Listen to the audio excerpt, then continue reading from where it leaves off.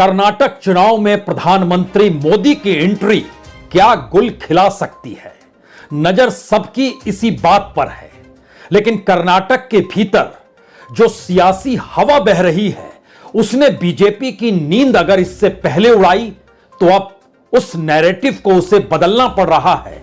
जहां पर उसने सोचा यही था कि प्रधानमंत्री मोदी का ही चेहरा कर्नाटक में रेंगेगा, यानी कर्नाटक के चुनाव प्रधानमंत्री मोदी के चेहरे के इर्द गिर्द ही चलते चले जाएं।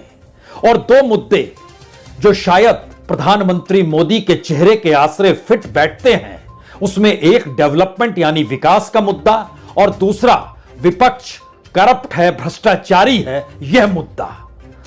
लेकिन कर्नाटक की राजनीतिक जमीन के भीतर कांग्रेस ने जिस हवा को बल दिया, उसमें उसी करप्शन को धारदार बना दिया, जिसके दायरे में कोई दूसरा नहीं बल्कि मौजूदा बीजेपी की सरकार है, मौजूदा बहुमई की सरकार है।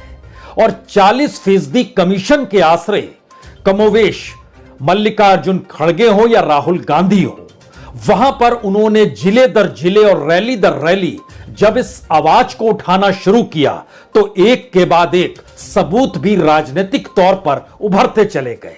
और यह सवाल बड़ा होता चला गया कि अगर मौजूदा बीजेपी सत्ता को लेकर करप्शन के मुद्दे के आश्रय कांग्रेस राजनीतिक लड़ाई लड़ना चाहती है, तो फिर प्रधानमंत्री मोदी की एंट्री भ्रष्टाचार को मुद्दा कैसे बनाएगी?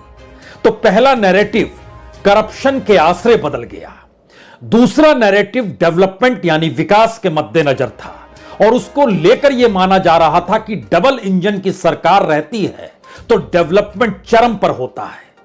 लेकिन यह स्थिति भी कर्नाटक के चुनाव में डगमगाने लगी।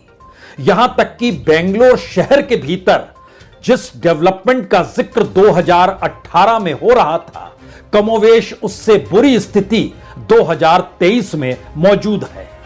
तो विकास के मुद्दों के आश्रय और भ्रष्टाचार के मुद्दों के आश्रय अब प्रधानमंत्री मोदी की राजनीतिक रैलियां नहीं होंगी।